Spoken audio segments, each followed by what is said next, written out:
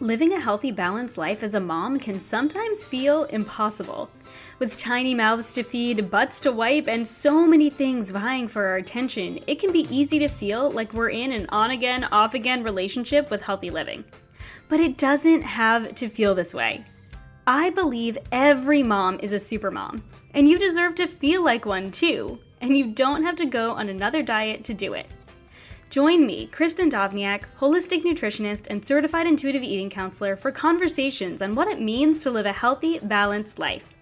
I want to help you uncomplicate eating, improve your relationship with food, and live like the supermama I know you are. Hey friends, welcome back to the Healthy Balanced Mama podcast, and welcome to day 7 of the Healthy Mama Habits Restart. We are 7 days in. I can't believe it. If you don't know who I am, I'm Kristin Dovbniak, and for the first 10 days of the year, we are focusing on creating habits around the life we want to live in 2020. Each day you can find me here on the podcast with a mini episode surrounding today's topic, as well as live at 2 p.m. Eastern in the private Facebook group and on Instagram at Healthy Mama Chris, sharing deeper thoughts about that day's topic. To join us in the Facebook group and to get the worksheets attached to these episodes, head to healthymamachris.com/habits. That's Healthy Mama, M-A-M-A, Chris, KRIS.com/habits to sign up for free with your name and email.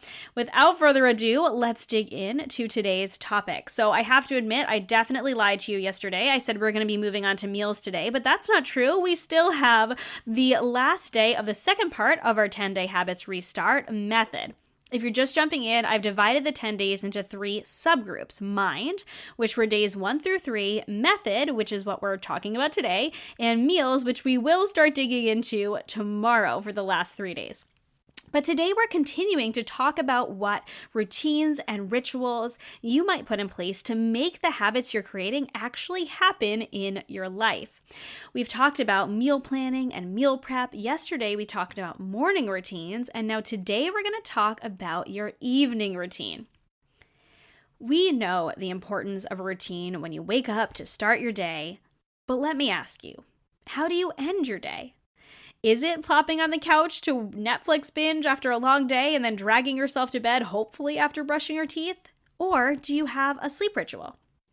Sleep is paramount for our health. It can change everything from our energy levels, mood, focus, and appetite. The National Sleep Foundation reports that 45% of Americans say that poor or insufficient sleep affected their daily activities at least once in the past 7 days in a 2014 study. We know that sleep quantity matters. Most adults need somewhere between 7 to 9 hours of sleep at night, sometimes longer, sometimes a little less. Everyone's a little bit different. But here's the catch. Sleep quality actually matters more than quantity, and that is one of the reasons having a nighttime ritual is essential for good sleep. In the same study, 35% of Americans reported their sleep quality as poor or only fair, and 20% of Americans reported that they didn't wake up feeling refreshed on any of the past 7 days. 67% of those with less than good sleep quality also report poor or only fair health, with only 27% reporting good health. Sleep or lack of sleep has also been associated with low life satisfaction and high stress. Sleep is essential to good health. The other reason a nighttime routine is important is it can set you up for a healthier, happier next day. You can use the time before you go to sleep to prepare for the calm day that you want to have the next day by packing your kids' lunches, planning your schedule for the day, doing a brain dump, your to-do list, cleaning up the kitchen so you wake up to a clean kitchen, getting your bags packed for the morning if you're going to work, maybe setting out your workout clothes. You can also use that time for self-care, which is both a part of settling down for the night and setting yourself up for a healthier, happier next day. So how do you then begin to create an evening routine? I encourage you to use the evening routine worksheet to evaluate where your routine is now and how you can begin to make changes for a healthier, happier life, for better sleep, and a better next day. So I encourage you also to join me in the live today to learn some simple steps to creating your perfect evening routine and what mine looks like. I'll share with you what my evening routine looks like too. It's been some time to hone in on my evening routine, but I think I've got it down pat now.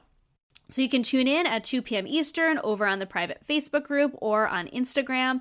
Again, there will be an Instagram replay, but it's only for 24 hours. So if you want it for longer, you want to see it later, I want you to join me in the private Facebook group. You need an invite, so be sure you're signed up for emails, healthymamakris.com/habits to get all of that.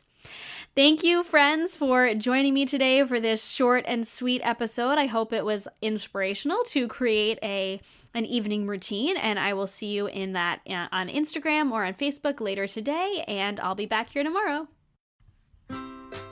Thank you, friends, so much for listening to this episode of the Healthy Balanced Mama podcast. I truly hope it encouraged and inspired you today to live a healthier life without restriction. If you enjoyed this podcast, would you do me a huge favor and give it a star rating and review in iTunes? Every rating, review, and subscribe helps this podcast be seen and heard by more women who need to hear it. You can find me, Kristin, on Instagram and Facebook at Healthy Mama Kris or on my website, healthymamakris.com. As a reminder, the information and opinions on this podcast are intended for information and inspiration only and are not a substitute for professional medical advice or treatment. Please consult with your healthcare practitioner before making any changes. See you in the next episode.